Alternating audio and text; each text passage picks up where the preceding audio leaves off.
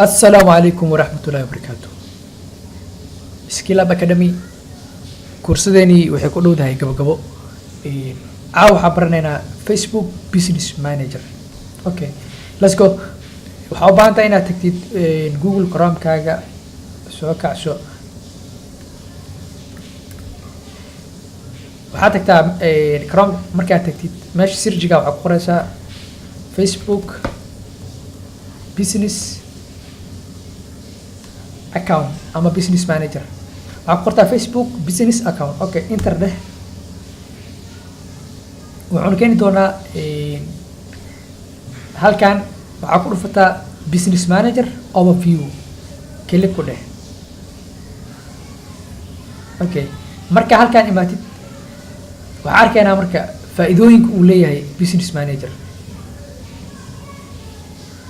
haddii aad u baahan tahay inaad samaysid account badan, tusaale xayisiintaada hadaad rabtid inaad u samaysid dhowr account, waxaa u isticmaali kartaa business manager makaa yeelaya Facebook caadiga.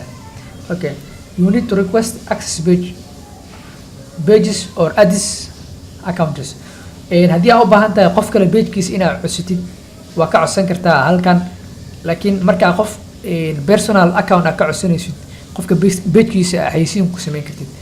Okay, waxaa codsan kartaa halkan xayisiin qof kale uu leeyahay in aad manage garaysid, ama adii qof kale Facebookiisa inaad xayisiin ka dhex samaysid oo awood kuu siinaa. laakiin personal account markaa isticmaalaysid qof pagekiisa uu kaaga dhiga admin ma samayn kartid waxyaabahan. Okay, wuxuu kaloo ku siinaa if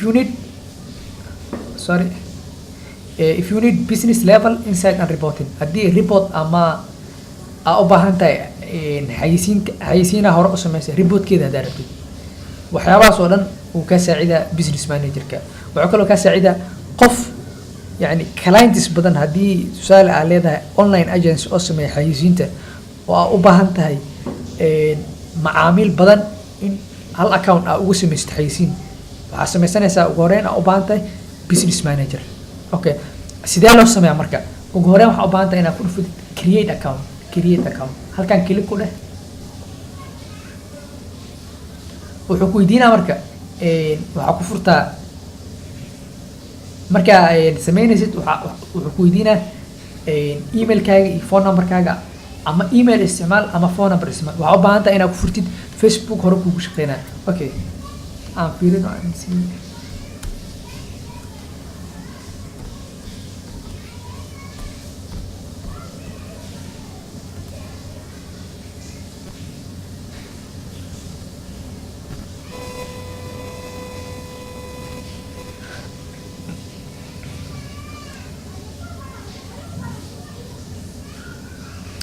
Okay, create deh. halkan waxaa ku abuuraysaa marka account-kaagii. kan waa personal Facebook-geyga waa. Okay, meesha magaca business name-kaaga geli, agency-ga aad rabtid inaad meeshaan ka samaysid. tusaale agency-geyga wuxuu ahay Bingo Ads, waa company sameynaya xayisiinta Bingo Ads.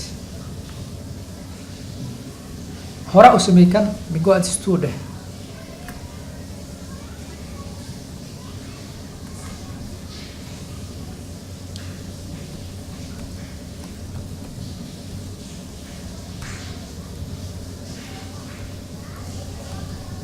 Okay, kor magaca Facebook-gaaga kugu qoran oo kuu soo qabanaa, profile kugu qoran.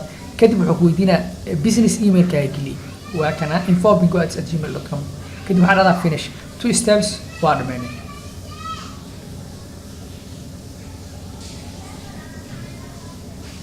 Okay, hadda waxaa noo samaysmay Facebook business manager-keena. cashirka xiga waxaa ku baranaynaa waxyaabaha kale oo noo dhiman. tusaale waxaan ku baran doonaa sida qof pagekiisa page loo codsado, account loo codsado. account-kan waxaa waaye add account, xayisiin loo codsado. waxaa kaloo baran doonaa sida loogu daro business setting, bangigaaga sida loogu daro, bank account-kaaga sida loogu daro. waxyaaba badan aan ku baran doonaa Instagram account-kaaga sida loogu daro, payment-gaaga iyo security-ga. Okay, waxaasoo dhan waxaan ku fiirin doonaa cashiradeena xigo. Asalaamu calaykum waraxmatullahi wabarakaatu.